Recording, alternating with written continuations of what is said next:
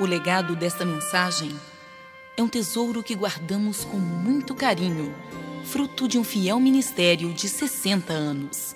Com vocês, a voz de Roberto Rabelo, com o tema O Brado que fez vibrar o universo. Está consumado.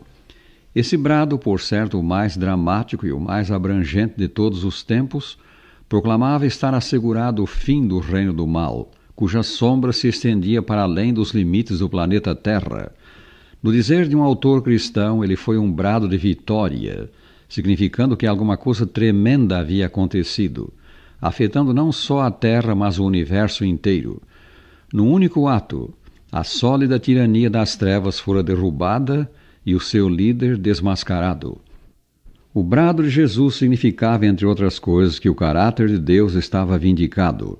Desde o início de sua luta contra o Rei do Universo, Satanás tem procurado dar aos seres inteligentes do céu e da terra uma errônea ideia de Deus, uma imagem distorcida do Criador. A falsidade das acusações do diabo contra o caráter de Deus, a terrível pecaminosidade do pecado, a verdadeira natureza da pregação do inimigo do bem tornaram-se plenamente conhecidas os anjos leais ao Criador somente quando o Filho de Deus morreu na cruz. Sim, ao morrer Jesus, Satanás viu que estava desmascarado. Sua administração foi exposta perante os anjos não caídos e o universo celestial. Revelara-se um homicida. Derramando o sangue do Filho de Deus, desarraigou-se ele das simpatias dos seres celestiais. Ficava provado pelo estupendo ato da cruz que Deus é amor, amor capaz até do supremo sacrifício, e que o seu governo de amor visa somente o bem de suas criaturas. Como escreveu o apóstolo Paulo, mas Deus prova o seu próprio amor para conosco, pelo fato de ter Cristo morrido por nós, sendo nós ainda pecadores. Romanos 5, versículo 8. Foi prevendo isso que Jesus dissera: E eu, quando for levantado da terra, quando for pregado à cruz, atrairei todos a mim mesmo. São João 12, 31. O seu sacrifício em prol da raça caída removeria toda a dúvida quanto ao caráter de Deus e atrairia para ele como um pai de amor, de justiça e bondade, não só a família humana, mas também e de modo pleno a celestial.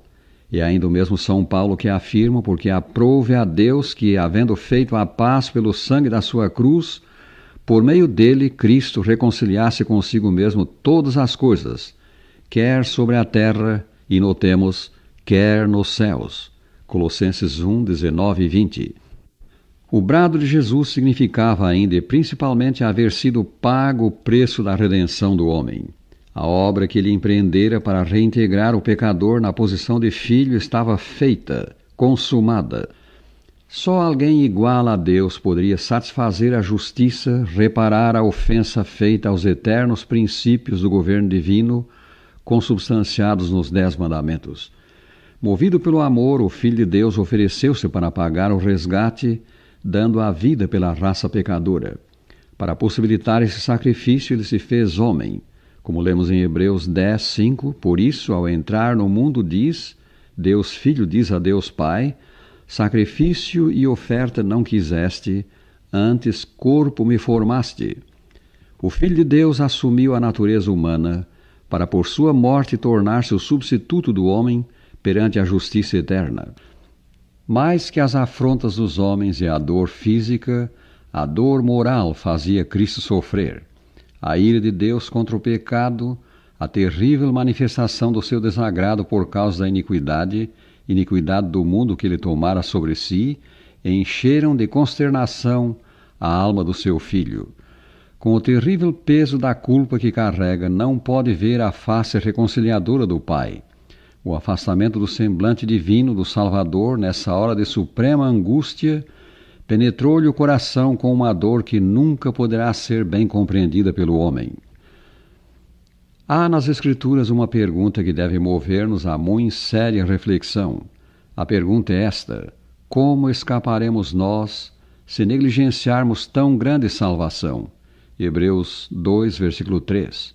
Sim, como escaparemos não apreciando, não recebendo o bem de infinito valor que nos foi comprado a um tão alto preço? Já possuis esse bem, prezado ouvinte? Se não, lembra que no plano de Deus o tempo de buscá-lo, para ti, para mim, é agora. Eis agora, diz a Escritura, o dia da salvação. 2 Coríntios 6, versículo 2. Recebe-o agora, recebendo no coração pela fé o seu divino autor, Jesus Cristo.